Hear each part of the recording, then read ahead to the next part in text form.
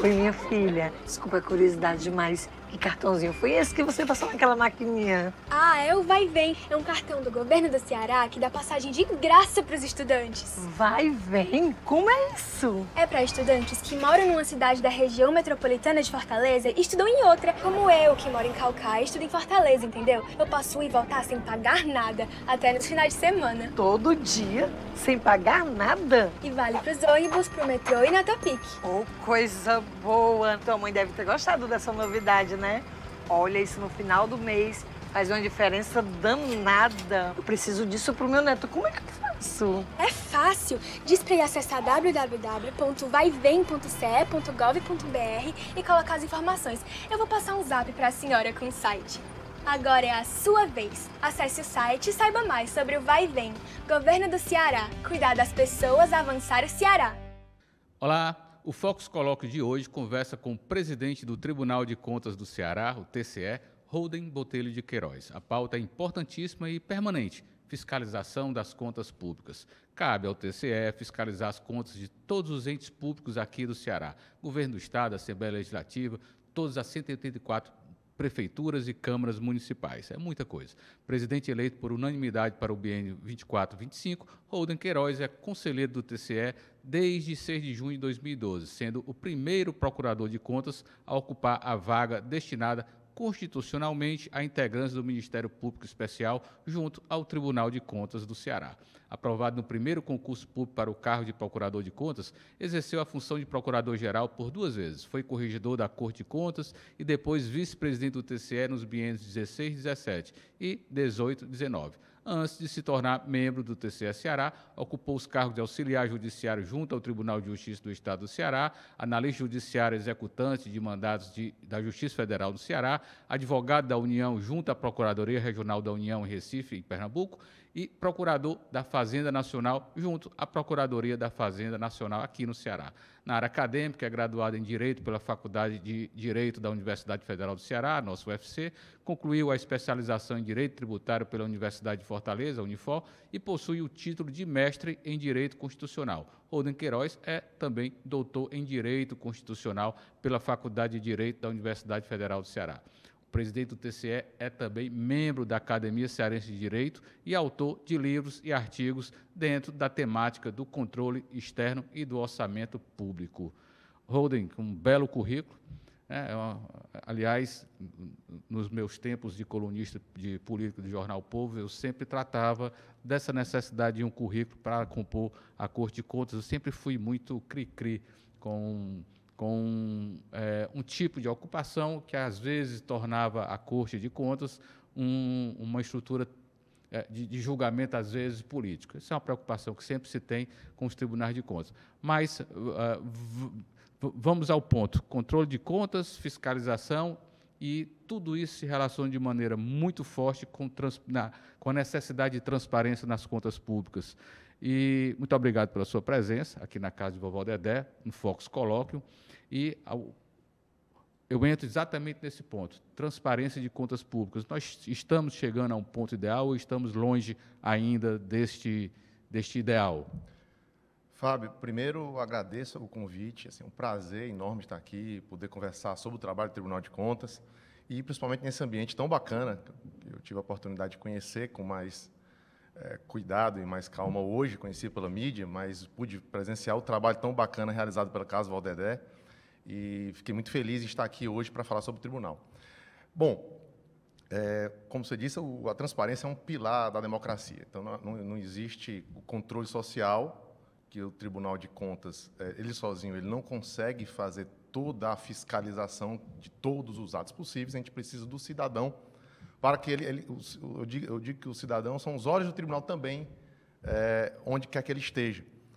O cidadão, ele tem o direito de cobrar e de exigir explicações dos gestores. E, para isso, um pilar da democracia, do controle social, é a transparência. Sem transparência, ele não tem como verificar como é que foi aquele gasto. Nós temos avançado bastante em transparência. Vários órgãos estaduais aqui receberam o selo nacional de transparência, selo diamante, que é o grau mais alto de transparência. O tribunal tem fiscalizações rotineiras sobre a transparência dos vários portais dos municípios e do Estado.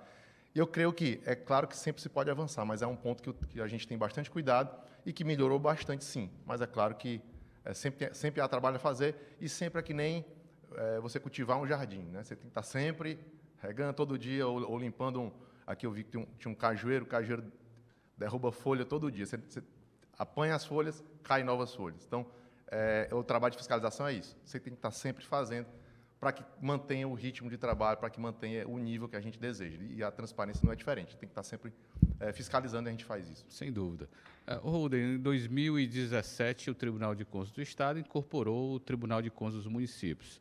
Quer dizer, o Tribunal de Contas do Estado, o TCE, que só fiscalizava o governo do Estado e a Assembleia, basicamente, eram os dois órgãos, né, de foco, e, de repente, teve que incorporar, por conta de uma decisão da Assembleia Legislativa, o Tribunal de Contas dos Municípios, cuja abrangência eram 184 municípios, mais 184 câmaras municipais. Hoje, isso está bem resolvido. Isso se deu praticamente sem uma transição, né? E a quantidade de trabalho incorporada foi imensa, né? Como é que foi o histórico do TCE em relação a isso? Olha, Fábio, eu vou ser sincero. Na época, assustou um pouco. Assim que a notícia vai extinguir, não vai, e quando ela se concretizou, quem estava lá, como nós, é claro que é um baque, né? Não é do dia para a noite, você extingue um outro órgão de controle, né? Um órgão irmão ali do lado, o Tribunal de Contas dos Municípios. Então, foi realmente algo assustador, mas não há o que se fazer é enfrentar o desafio. E, nessa época, contou muito a liderança do conselheiro Adilberto, era o presidente à época. Ele fazia uma analogia que eu achava interessante, a gente demonstrando certa preocupação e tal, e ele diz, olha, e falava para os servidores também, né? Está vindo uma onda grande, você tem duas alternativas, ou você reclama da onda, fica preocupado com a onda e toma um caldo, ou você tenta pegar uma prancha e surfar na onda. E foi isso que a gente tentou fazer. E a gente pegou essa prancha e surfou, levou uma queda, mas foi se equilibrando e conseguimos. Eu acho que hoje, já na época do conselheiro Adilberto, a gente vem prestando um serviço de qualidade. A gente assumiu, quando veio a incorporação do TCM, o maior trabalho foi para os próprios conselheiros, porque o tribunal continuou com 7 conselheiros, só que para julgar uma quantidade muito maior de contas. Mas os servidores do TCM vieram para o Tribunal de Contas do Estado do Ceará. O Tribunal de Contas foi praticamente absorvido, todo o seu contingente de servidores e colaboradores foi absorvido.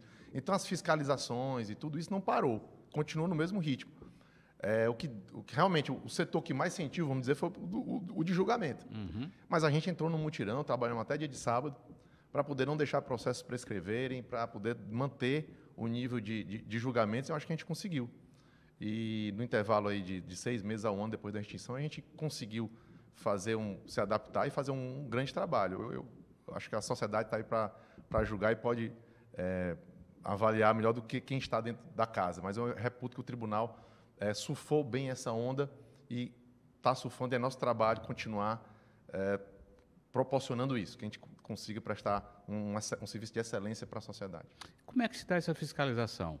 Assembleia, Governo do Ceará, né, como eu disse, são quase 200 de municípios, câmaras municipais.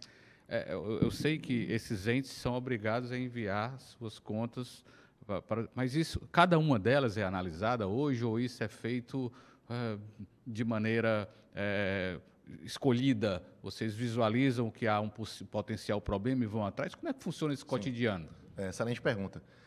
Bom, o tribunal tem o dever, eles, como você bem disse, os gestores públicos têm a obrigação constitucional de prestar contas todo ano. Então, eles apresentam ao final do exercício, no exercício seguinte, eles apresentam as contas do ano anterior. Então, agora, 2024, eles vão apresentar toda a relação de gastos, de contratos, de contratação do exercício 2023. E o tribunal deve julgar isso o quanto antes. Então, ele tem todo esse contingente de contas. Para além disso, o tribunal não pode ficar só esperando as contas chegarem. O tribunal tem que ter e tem uma atuação concomitante. Então, surge uma denúncia, a fiscalização visualiza algum problema que está ocorrendo em algum município, ela vai lá, não espera a conta chegar. Ela vai ao que está acontecendo em 2024. Agora, a gente tem que ir lá e fiscalizar, ou denúncia da sociedade, ou o próprio tribunal cai na sua rede de de informações, algum problema, a gente vai lá e fiscaliza. Algumas fiscalizações também eletivas, né? A gente, por exemplo, fizemos uma fiscalização agora bem bacana sobre desertificação, né? Então, agora saiu o resultado semana passada, no Pleno, a gente julgou essa auditoria. Então, assim, alguns temas específicos a gente atua. E respondendo mais objetivamente a sua pergunta, sobre as contas em si, a gente julga todas essas contas de 184 municípios, prefeituras, câmaras, cada secretaria municipal presta contas. Não é só um. Então, o município tem 10, 15 secretarias, todas elas prestam contas. A Câmara de cada município presta conta. E o Governo do Estado, todas as suas secretarias prestam contas. Tribunal de Justiça, Ministério Público, Defensoria Pública, tinha esquecido o Tribunal de Justiça. a Assembleia Legislativa, então é muita conta. Então, não é possível fazer uma fiscalização, não é possível julgar todas essas contas. Aliás, até mas não vai ter a qualidade devida. Então, é preciso fazer uma matriz, é preciso fazer uma seletividade. Então, a gente, com base em critérios... Não é sorteio. Não é sorteio. Não. Com base em critérios metodologicamente estabelecidos, de materialidade e risco, a gente estabelece uma matriz de fiscalização. Então, a gente analisa essas contas, cerca de 30% das contas que são analisadas de fato e julgadas. O resto fica em, vamos dizer assim, uma linguagem em stand-by. Também há uma margem para o sorteio, porque se você fiscaliza só aquelas contas mais altas, aquele que tem um orçamento baixo, nunca vou ser fiscalizado. Não, vai ser fiscalizado também. Então, tem uma margem de sorteio para que o gestor esteja sempre na expectativa do controle poder atuar, poder ser julgado as suas contas. E se aquela conta fica, vamos dizer, nesse período em stand-by por alguns anos, por 5 anos, aguardando se existe alguma denúncia, alguma representação, e se não houver, aí ela acaba sendo arquivada. E aí são julgadas as 30% mais relevantes, né? Esses 30%, Fábio, atingem 80% do orçamento geral. Então, a gente fiscaliza 30% das contas, mas acaba abrangendo 80% do orçamento. E fica sempre uma margem para sorteio, para que sempre o gestor tenha a expectativa do controle. Então, é algo bem pensado e estudado, inclusive, tem servido de referência para vários tribunais. Vários adotam isso, esse modelo de seletividade, acho que quase todos, mas a nossa é tida como uma das mais bem elaboradas e fundamentadas. Nós temos uma cultura política que ainda permanece, de certa forma, evidentemente que avançou muito, mas ainda permanece, de certa forma, no nosso interior, mais longínquo, às vezes, de uma certa confusão entre o dinheiro que é público, do município, enfim, a maneira como como o gestor lida com isso, às vezes é muito amadora. Esse ponto continua como um problema, de fato, ou os municípios estão bem preparados já para atender as necessidades, tanto de transparência como de prestação efetiva de contas, que é uma obrigação do gestor público? Como é que está isso? Era muito confuso isso no passado. Sim, a questão do patrimonialismo, né? Patrimonialismo. O sujeito confunde aquilo que é público com o que é dele, né? Um certo sentimento de patrimonialista, né? Sim. O que eu observo... Eu confunde entre aspas. Às vezes é por... Vou usar o termo. Às vezes é por pura malandragem. Sim. Às vezes é por pragmatismo. Preciso resolver isso imediatamente. Né? A maneira como lida com o dinheiro público. Enfim, há várias questões envolvidas aí. O que eu vejo, eu observo sinceramente, é que tem melhorado, né? Tem evoluído. Eu acho que o tribunal exerce um papel importante nisso, outros setores, Ministério Público, o próprio governo do Estado, com capacitações, eu acho que vem melhorando a qualidade do gestor público municipal. O tribunal tem essa preocupação. Nós temos uma escola de contas bastante atuante. Um dos nossos focos é preparar o gestor. Porque o que o tribunal deseja, no final das contas, é que o gestor acerte. É que não seja desperdiçado o dinheiro público, seja por pura ignorância, desconhecimento da lei, seja por má fé mesmo. Então, mas o tribunal ele está ali, se sente no dever e na obrigação também de ter um braço educacional. E a gente tem feito esse ano, há um projeto já há vários anos há um projeto da nossa escola que é o TCE Eduque. É uma caravana do conhecimento que viaja pelo interior, levando conhecimento de temas relevantes para o gestor público, né? Vão técnicos de excelência no tribunal prestar dar aulas e trocar ideias com os gestores.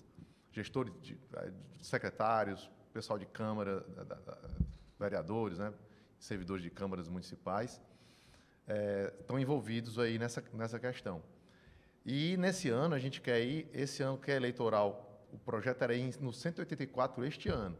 Só que como é um ano eleitoral, acaba que nós vamos dividir, a gente quer, nesses 2 anos de gestão, aí, com a Escola de Contas com o conselheiro Ernesto Saboy à frente, ele quer ir nos 184 municípios, presencialmente, levando essa caravana do conhecimento. Então, eu acho que ações como essa e outras, até a própria atuação do antigo TCM, continuada pelo TCE, que você está julgando as contas, também acaba tendo um efeito pedagógico, né? Você julga irregular a conta do gestor, ele se torna inelegível, ele vê, não, aqui eu não posso agir dessa forma.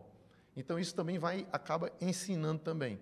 Então, eu vejo que hoje, é claro que há muitos problemas, há também municípios muito pequenos, sem estrutura. Como é que um município pequeno vai contratar uma procuradoria, fazer concurso para procurador, para auditor fiscal, para controlador interno? É uma estrutura cara, é difícil, né? Então, o tribunal também é sensível a essas dificuldades dos municípios. Mas eu vejo que há um avanço. É claro que sempre há trabalho a fazer. Como eu disse, você tem que estar sempre o terreno tem que estar sempre sendo limpo, porque senão as folhas acumulam. Então, a gente tem que estar sempre limpando e ajudando, contribuindo e ajudando, e, quando necessário, fiscalizando, entrando com a punição, né? Qual é o maior problema dos municípios hoje em relação a isso? Qual é a maior dificuldade? Eu imagino que o conjunto de regras, leis, questões tributárias que envolvem uma prestação de contas é algo complexo, né? E os municípios, evidentemente, que precisam se adaptar a esse conjunto de regras. Esse é o maior problema hoje. Dentro disso, eu vejo muitas pessoas reclamarem que, e gestores dizendo que ninguém quer mais ser servidor público, ninguém quer mais ser ordenador de despesas, porque termina o mandato, termina a função e passa anos e anos tendo que responder ao Tribunal de Contas, que vira um problema na vida da pessoa. Eu já ouvi vários depoimentos nesse sentido. O tribunal é sensível a essa situação? Ela vê que isso é um fato? Sim, é um fato. Eu vi, de vez em quando eu lembro a nossos colegas, todos eles são bastante sensíveis a isso, todos os colegas, pelo menos a maioria dos colegas são muito sensíveis a esse fato, né? Daí também a riqueza de ter um órgão, alguns veem como um problema, né? A origem política de determinado conselheiro, eu vejo isso como uma riqueza. Então, há diversidade de visões. Então, eu estou ali julgando lá do conselheiro Ernesto, foi secretário de administração, o conselheiro Soraya, secretário de administração, outro colega foi deputado por vários mandatos, outro estava no Senado. Tudo isso gera uma riqueza de percepções que eu vejo como que engrandecem o debate. E todos há uma sensibilidade para esse problema, né? Que a falta de aparato, muitas vezes técnico, para um gestor municipal lidar com tantas informações.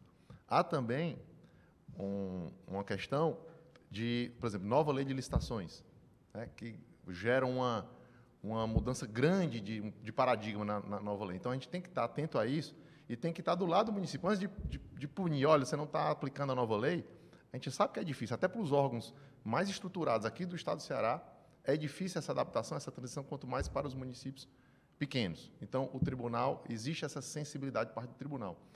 Existe também essa preocupação, me preocupa demais. E agora que eu estou na presidência do tribunal, a gente vê com mais clareza como é difícil ser gestor. Às vezes você está diante de decisões que você tem que tomar e tem que tomar rápido. Tem que decidir rápido e tem que cumprir a legislação. Então, é muito difícil o papel do gestor. A gente tem essa percepção, e você colocou muito bem.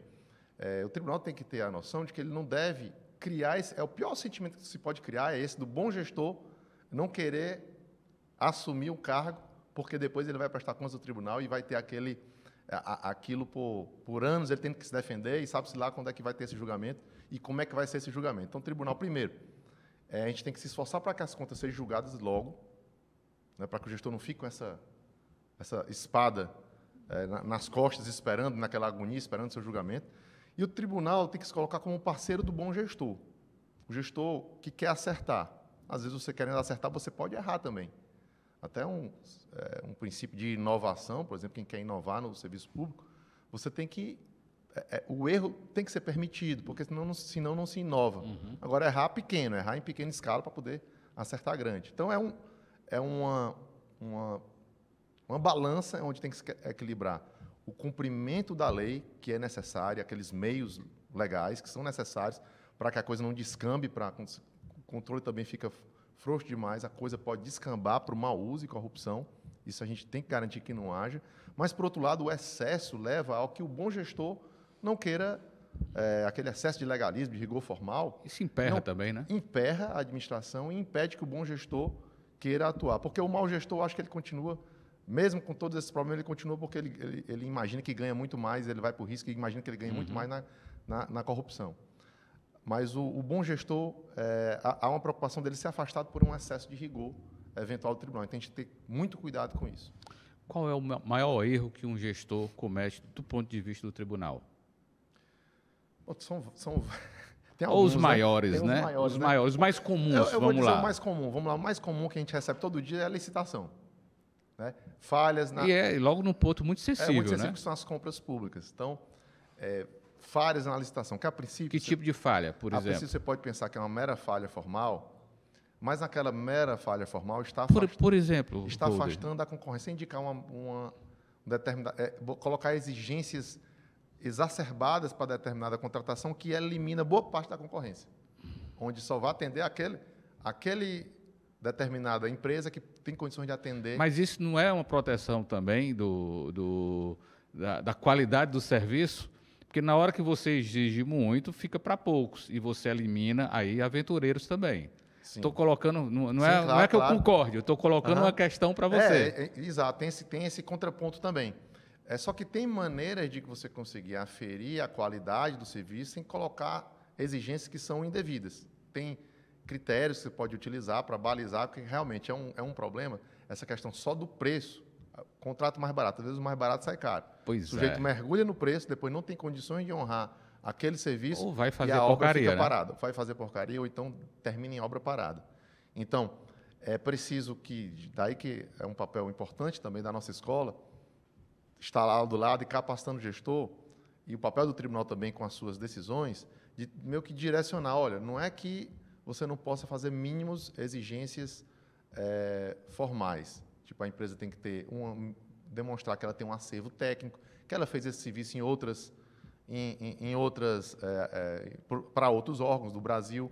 Então, é possível você fazer uma análise cuidadosa com isso, sem também colocar critérios que impedem uma ampla participação. Que aí você pode estar direcionando para o compadrio, né? Para a empresa que no final, os acertos, que a gente sabe que pode acontecer. Então, mas é o que todo dia, principalmente com o ingresso aí, quando a gente assumiu o Tribunal de Contas dos Municípios, quase todo dia tem cautelar para a gente analisar.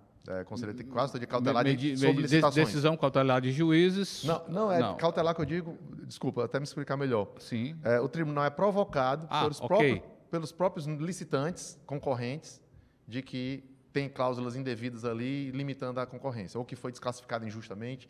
Aí o tribunal tem que ter muito cuidado para ele não entrar num jogo também do interesse econômico. A gente entrar ali, a gente pode ser provocado até pela empresa que se sentiu alijada indevidamente. Essa provocação é em tempo real ou não? Tempo real. E o tribunal consegue dar essa resposta em tempo real? É por isso que eles têm procurado muito o tribunal, mais até do que o judiciário, porque o tribunal analisa rapidamente. Só que há que ter um cuidado com isso, para não engessar demais a administração. Eu vejo que os conselheiros têm bastante cuidado com essa questão de dar liminar, porque dar uma liminar e parar uma licitação, você está causando um efeito também danoso.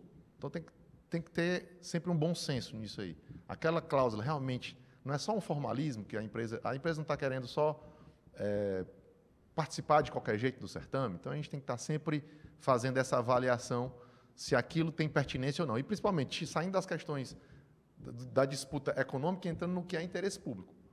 Se aquela cláusula que eles estão questionando realmente está afastando outras empresas da concorrência e ela é indevida. Isso a gente tem que verificar. Sim, esse é um dos problemas. Esse é um dos principais problemas da licitação.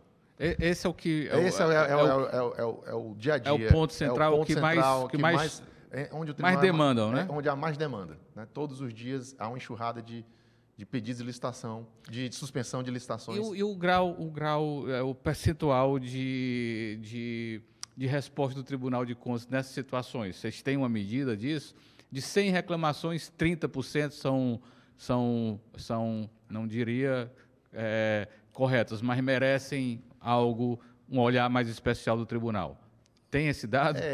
Você fez uma provocação interessante. Eu vou buscar esse dado, vou ficar lhe devendo esse dado. Eu tenho, assim, de uma forma empírica, assim, mais na sensação, eu daria um chute que é uns 30%. Bastante, um terço praticamente. Um terço praticamente acaba sendo o tribunal dando a cautelar. E aí, a cautelar significa o quê? A suspensão, revisão? Suspende a licitação. Aí o gestor vai ver, pô, suspendeu? Então, para não ficar demorando aqui, eu vou rever o edital e corrigir de acordo com o que o tribunal entende. E a maioria dessas cautelares é em função de direcionamento? Ou suspeita de? Suspeita de. A gente não tem como dizer, houve direcionamento claro. aqui. A gente tem como dizer, essas são cláusulas limitativas, excessivamente limitadoras da concorrência que são indevidas. Se realmente há intenção de fazer isso ou não tem como o tribunal saber. Ele olha apenas o aspecto formal, que é um indício de que pode haver um direcionamento. E aí a gente suspende. E, geralmente, os gestores corrigem, mudam e a licitação prossegue. E pelo menos outros 2 problemas, por exemplo, mais comuns, mais usuais? Aí já entramos numa questão que é conta de governo. Que, assim, tem as contas de gestão, que é aquele dia a dia da administração, contratação, pagamento, né, a ordenação de despesa pura e simples. E as contas de governo, é outro tipo de conta que o tribunal, aí, no caso, não julga. Ele emite um parecer técnico. Parecer prévio. O que é a conta de governo? Conta de governo. O chefe do executivo. O gestor público. Só o chefe do executivo. Prefeitos, a conta prefeitos e governador. Certo. Prestam anualmente a conta. Presidente de Câmara também, não? Não. Só o prefeito e o governador. Presta as contas de governo. E nessas contas de governo são analisados aspectos mais macro da sustentabilidade financeira, fiscal do ente. Né? Que se ele está se endividando além do ponto, se ele está aumentando demais os gastos com o pessoal. E aí eu diria que esse é um ponto que está pegando bastante. Um aumento dos gastos de pessoal, de contratações de servidores. Isso é uma péssima notícia. Esse é um ponto que está sendo bastante preocupante. Porque há regras para isso, né? A Lei de Responsabilidade Fiscal estabelece os limites Hoje está 60%? Estabelece esses limites, varia, o Estado é uma coisa, o município é outra, TJ é outra, mas a gente percebe que os municípios, principalmente, e também o Estado do Ceará, têm aumentado esse nível de gasto, o que merece atenção. Então, o tribunal, nas contas de governo, tem chamado a atenção para esse problema. Chamada a atenção com qual gravidade? Se não tiver ultrapassado o limite, alertas. O tribunal emite alertas, olha, você vai ultrapassar o limite, a lei de responsabilidade fiscal, ela determina uma série de medidas para você, a partir desse alerta do tribunal, você adequar. E um alerta chega em que ponto, por exemplo? Em qual momento? 95%, está 95% do gasto permitido, sim, do limite. Já alerta. Esses alertas são gerais, transparentes para a imprensa, para o munícipe, por exemplo? Ele sabe quando isso acontece, acessando o Tribunal de Contas, o site? Olha, essa é algo que a gente tem que cuidar. A gente fez essa transição para o Tribunal de Contas dos Municípios, é algo que eu estava ontem conversando com a minha assessoria. A gente tem que criar, dentro do portal do Tribunal de Contas, da internet, um setor, tem já lá municípios, mas tem que tornar isso mais amigável. O sujeito tem que chegar no portal, eu quero saber meu município aqui, Aracoiaba, e clicar e ver como é que foram o julgamento das contas de governo nos últimos anos. Como é que está nosso nível lá, quando ele olha a conta de governo, vai estar todas as informações.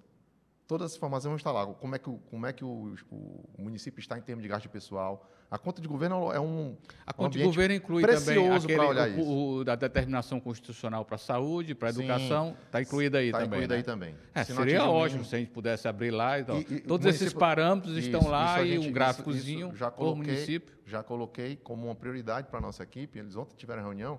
Vamos colocar isso de forma fácil, porque para o governo do Estado, você entra lá, tem todas as contas do governo. Você entra, quer saber como é que foi a conta de 2022. Você entra lá e aí vai ter todos esses dados, análise de tudo. pessoal, endividamento do Estado, nível de investimento, vai ter tudo isso. Mas dos municípios, isso não está fácil. No município, você tem que saber qual é o número do processo, entrar lá e... Não, tem que resolver isso. A gente tem que colocar aqui a lista dos municípios, o sujeito clica no seu município e tem lá a relação nas contas de governo dele, ele escolhe qual é a conta que ele quer analisar e vai estar lá especificar todas essas questões. Qual é o principal problema? O que é que você, como presidente do Tribunal de Contas... O Holden tem um diferencial que é o único concursado entre os conselheiros, né? Foi concursado para exercer... O conselheiro Heriberto também. O Heriberto também, verdade. Já são dois. Da carreira de auditores. De auditor, né? É um cargo de auditor, de conselheiro, e outro do Ministério Público, né? Bom, qual o conselho dentro disso que você daria para o gestor? Gestor, olha, o caminho é esse aqui, de maneira geral, em relação ao Tribunal de Contas. É estruturação de pessoal, é montar... É muito difícil dentro do município determinar, como você disse, né, uma estruturação dessa de procurador é caro, né? Não tem como o município fazer. Mas a parte de contabilidade talvez seja um pouco mais fácil, né? Bom, mas eu queria saber assim, o que é que você aconselharia a um chefe de executivo de um pequeno município, por exemplo, que é pobre, tem 10 mil ali habitantes, em torno disso, são vários, eu acho que a maioria das cidades do Ceará vai até 20 mil habitantes, não é? Creio eu. Sim. A maioria, sim. Qual é o conselho que você daria para um gestor de uma cidade pequena do Ceará? Bom, um conselho que eu já dei até para alguns gestores do Estado também, será que até maiores, né? Então, vale para todos. Vale para todos. Faça sua gestão comprometida com resolver os problemas da população, mas cuide um pouco da sua retaguarda também.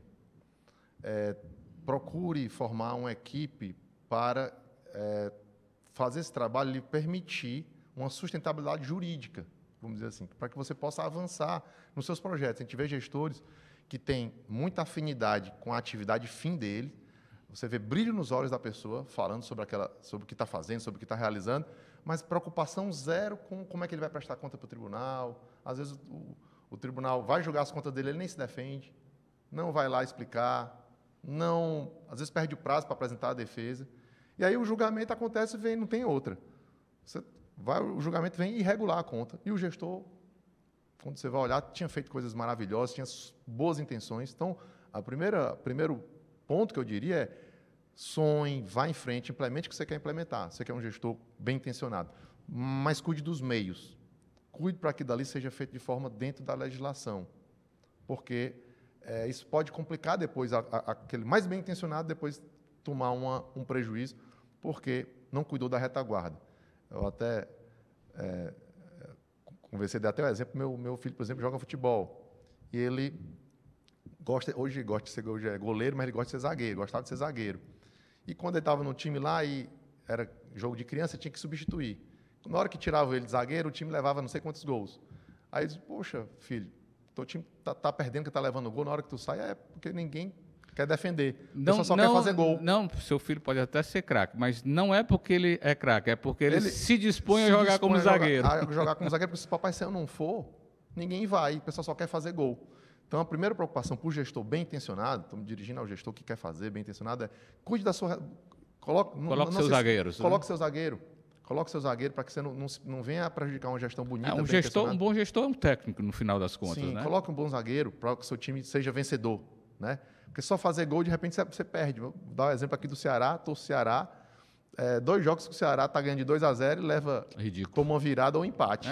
Então, a gente tem que cuidar, não é só fazer gol, tem que cuidar para não levar gol. Então, a primeira conselho que eu daria é esse. Diga-se que o técnico do Ceará não cuidou exatamente disso quando estava 2-0. Se achou que estava resolvido, fez algumas substituições erradas, a meu ver, enfim, não reforçou a zaga, e sim tentou manter ali e acabou levando os gols, é fato. Comparando ainda com o futebol, veja o Brasil para a Croácia, estava na prorrogação, fez um gol, ao invés de, no segundo tempo da prorrogação, ao invés de se fechar um pouco, cuidar, foi lateral para frente atacar. Diga-se que Neymar registrou isso. Não precisava subir.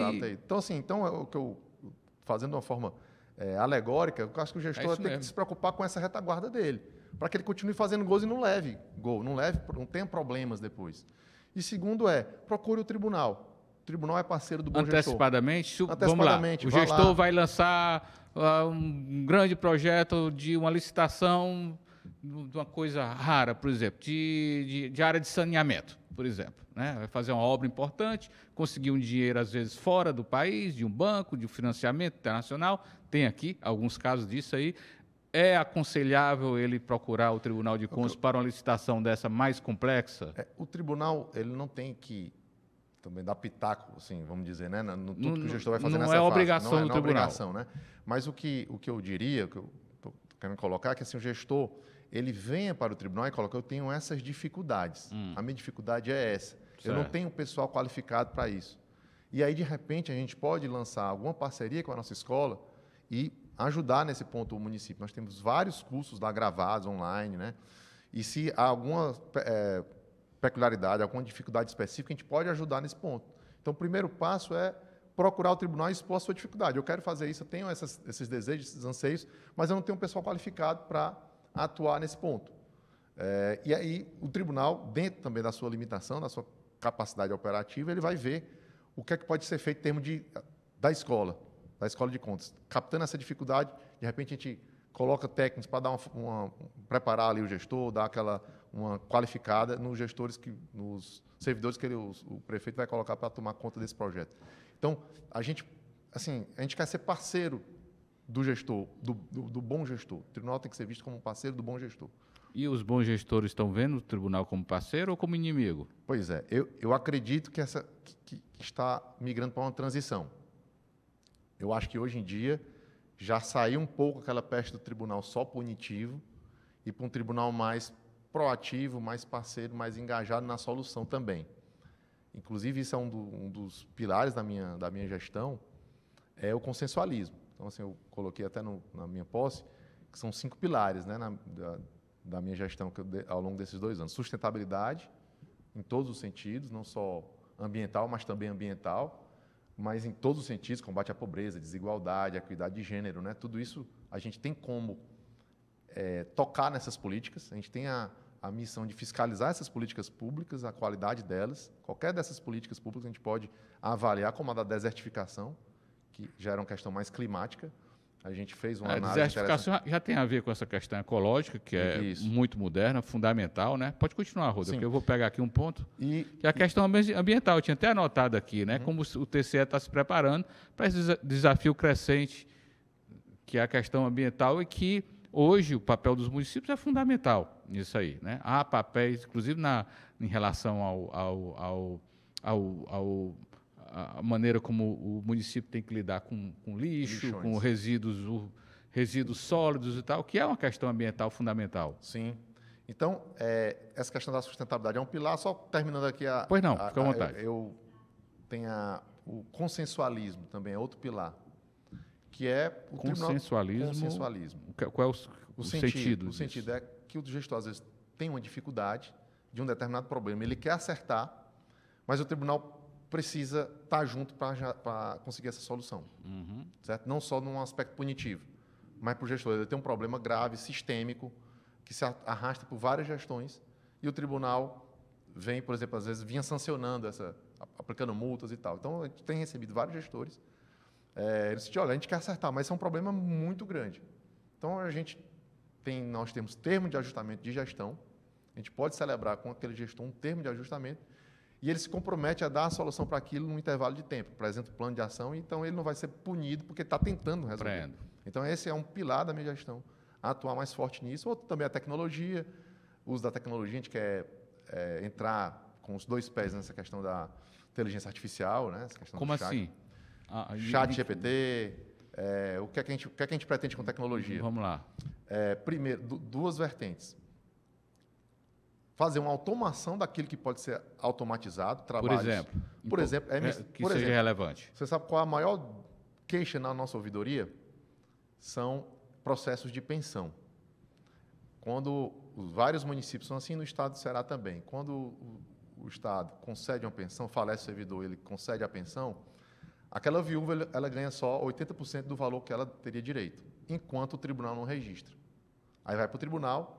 Por mais rápido que a gente tente fazer, para quem está recebendo 80% do salário, é um drama, né? Então, a gente recebe todos os dias, eu recebo quase todo dia ligação, meu processo de aposentadoria, meu processo de pensão, né? Então, a gente... É o cotidiano das pessoas. É o cotidiano né? das pessoas. Ela está ali, aquilo é uma dor. Então, a ouvidoria, o maior queixo da ouvidoria é essa. Então, eu como presidente, eu tenho que... Não, se essa é a maior queixa... Quer dizer então que nós podemos automatizar. ela procura o município primeiro e vê que não resolve e vai... porque eu não expliquei direito o processo. O município concede a pensão, mas ela precisa ser ratificada pelo tribunal. A Constituição estabelece isso. Pô, sério? Tem que registrar. Então, cada aposentadoria ainda tem essa missão do Tribunal de Contas. Cada aposentadoria, cada pensão, cada ato de nomeação de servidor, o tribunal tem que registrar. Para que serve esse registro? É um controle.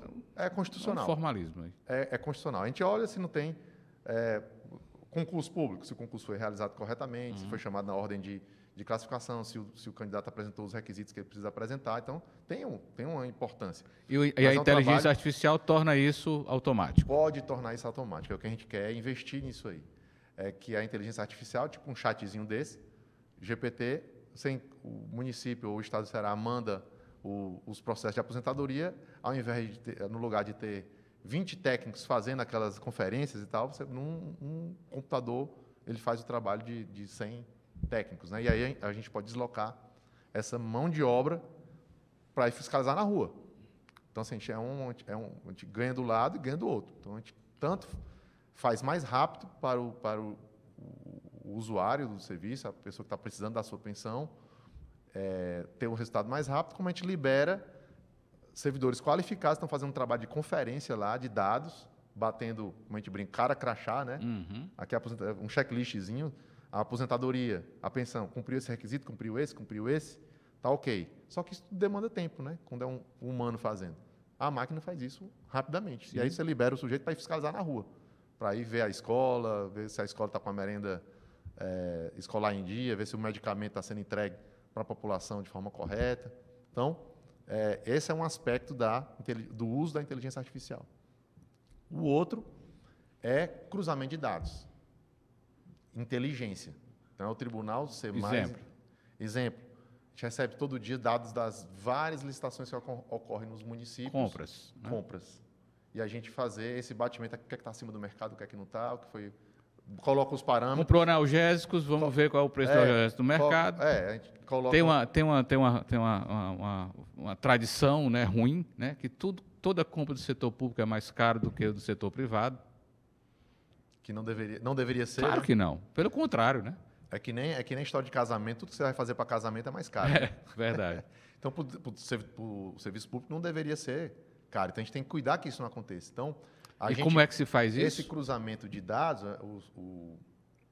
a nossa ideia é avançar para o ponto em que a gente possa colocar no sistema todos os dados. Já temos, assim, eles já fornecem, né, através dos sistemas, os dados das compras, só que falta mão humana para olhar tudo isso. Então, a gente tem que usar os robôs para poder fazer, a gente coloca os promptzinhos lá, quais são os principais problemas de compra, quais são as principais questões de editais que podem estar direcionando e tal, e ele faz esse filtro e manda para o humano fazer uma checagem, né?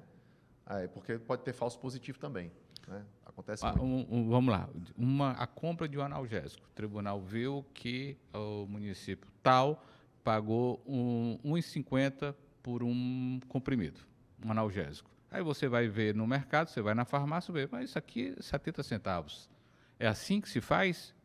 É assim que a gente deveria entrar nesse... A gente quer chegar nesse nível, que automaticamente, a gente quer automatizar isso. Hoje é no braço.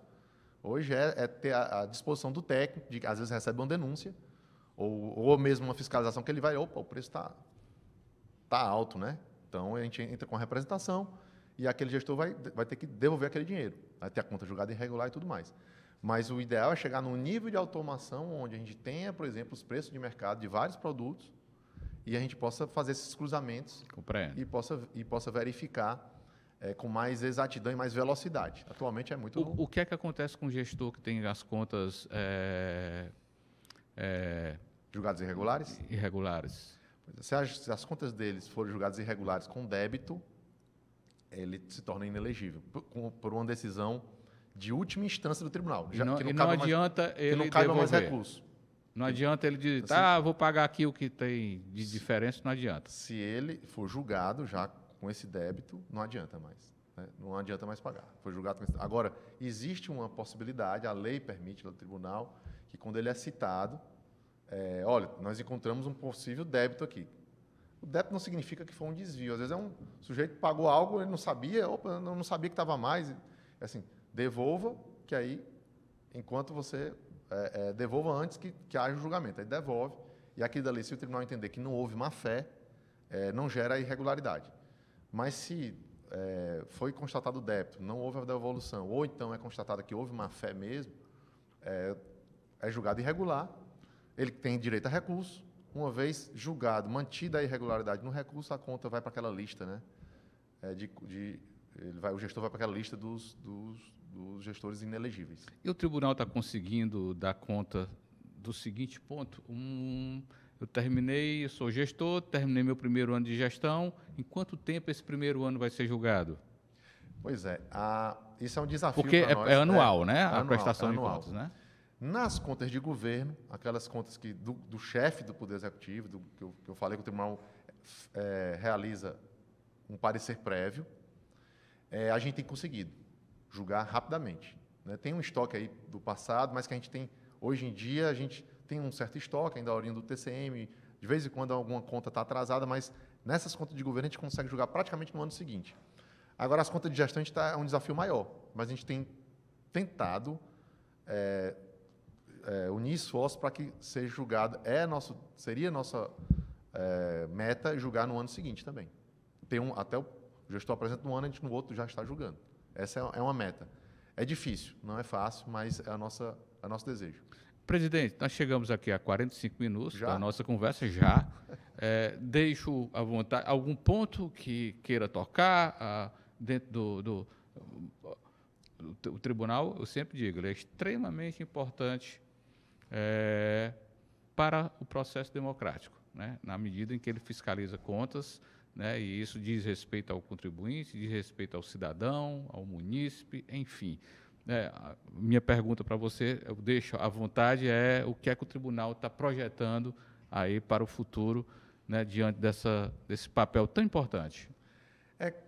Como eu disse, a gente está procurando estabelecer a gestão em 5 pilares, né? Então, a sustentabilidade, consensualismo, a gente já comentou, uso da tecnologia da informação, a gente também comentou, parcerias com os outros órgãos de controle e outros órgãos também. Por exemplo, temos uma parceria aí com a SEDUC, vamos fazer uma Olimpíada do Conhecimento, é um projeto que o tribunal tem uma disciplina no ensino médio, a disciplina eletiva no ensino médio, onde tem uma disciplina que fala sobre controle social. Então, agora nós vamos levar isso para se tornar uma Olimpíada televisiva, com disputa entre os jovens, né, tipo uma gincana. Então, parceria com a SEDUC, parceria com a Secretaria de Meio Ambiente na questão da sustentabilidade. Então, assim, parceria com setores, com o Ministério Público, nosso grande parceiro também, e também a aproximação com a sociedade. Né? Momentos como esse fazem parte desse pilar. A gente tem que aproximar da sociedade, a gente tem que usar uma linguagem mais simples e acessível, porque a gente quer a população, o cidadão próximo ao tribunal. O julgamento de umas contas de governo, diz, por exemplo, o ministro Carlos Aires Brito, ex-ministro do STF, ele dizia que o orçamento é a lei mais importante do país depois da Constituição. Porque é no orçamento onde vai estar estabelecido materialmente, em termos de quantidade de gastos, que vão se destinar para realizar os direitos que estão na Constituição. Sim. E onde é que a gente analisa se aquele orçamento foi bem executado? É nas contas de governo. Então, esse deveria ser um julgamento dos mais importantes para o cidadão. Então, a gente quer o cidadão perto. A gente faz uma meia-culpa porque a nossa linguagem realmente é muito técnica, muito árida. E a gente tem que tentar usar esses canais, a gente tem que tentar fortalecer uma linguagem mais simples para ser acessível a todos os cidadãos, usando também recursos de audiovisual, YouTube, Instagram. A gente fiz uma pesquisa, até brincava antes da entrevista, fiz uma pesquisa assim, meio empírica, assim, olhei alguns Instagrams, o nosso do tribunal parece que é o mais, dos tribunais é o que tem mais seguidores, né? Isso eu fiquei muito feliz quando eu vi isso. Então a gente quer aproximar da sociedade. Isso é uma mensagem que eu queria deixar, e que o tribunal, nessa questão da sustentabilidade, eu coloco que o tribunal não tem um foco só naquele fiscalizador punitivo. Também tem. É preciso que haja a possibilidade de punição para o gestor que faz o mal feito. Mas também tem uma vertente do tribunal que é fiscalizar a qualidade da política pública. Isso é algo que a gente quer investir bastante. Qualidade de várias políticas públicas, como, por exemplo, essa que eu citei da desertificação, né? Que tem uma área já do tamanho da Inglaterra no Nordeste, né? Não só no Ceará, no Nordeste inteiro tem uma área do tamanho da Inglaterra já virando deserto. Então, o tribunal ele pode adentrar nessas políticas públicas não para apontar culpados, mas para ajudar a construir soluções. Então, eu queria deixar essa mensagem. A gente está preocupado com a sustentabilidade, não só no aspecto ambiental também, mas na questão da desigualdade, na questão do combate à pobreza. A gente pode adentrar em todas essas políticas. Inclusive, um foco esse ano que a gente quer dar são as políticas de primeira infância.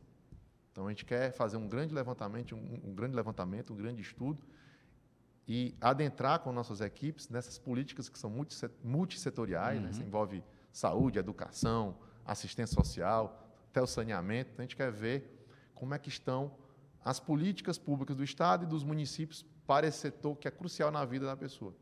0 a 6 anos, né? Dizem vários estudos que se você, nesse período, não tiver o cuidado necessário, não recupera mais tarde. Fica um dano para sempre na vida daquela pessoa. Então, a gente quer, por exemplo, esse ano, eleger como uma prioridade, sem desprezar as outras vertentes de julgamento de contas, essas fiscalizações contábeis, financeiras, tudo isso a gente continua fazendo. Mas a gente quer adentrar também com mais vigor na qualidade das políticas públicas. Holden, perfeito. Uma entrevista repleta de esclarecimentos, tá? E tanto a Casa de Vovó Dedé quanto o Focus absolutamente abertos em qualquer demanda que venha do Tribunal de Contas. Eu agradeço o espaço e sempre que convidar estarei aqui e também quando a gente tiver já esse projeto desenhado da primeira infância, eu gostaria de poder voltar aqui para lhe apresentar. Será um prazer. Muito obrigado. Obrigado. Oi, minha filha. Desculpa a curiosidade demais. Que cartãozinho foi esse que você passou naquela maquininha? Ah, é o Vai Vem. É um cartão do governo do Ceará que dá passagem de graça para os estudantes. Vai Vem? Como é isso? É para estudantes que moram numa cidade da região metropolitana de Fortaleza e estudam em outra, como eu, que moro em Caucaia e estudo em Fortaleza, entendeu? Eu posso ir e voltar sem pagar nada, até nos finais de semana. Todo dia? Sem pagar nada? E vale pros ônibus, pro metrô e na Topic. Oh, coisa boa! Tua mãe deve ter gostado dessa novidade, né? Olha, isso no final do mês faz uma diferença danada. Eu preciso disso pro meu neto. Como é que eu faço? É fácil. Diz pra ele acessar www.vaivem.ce.gov.br e colocar as informações. Eu vou passar um zap pra senhora com o site. Agora é a sua vez. Acesse o site e saiba mais sobre o Vai Vem. Governo do Ceará. Cuidar das pessoas, avançar o Ceará.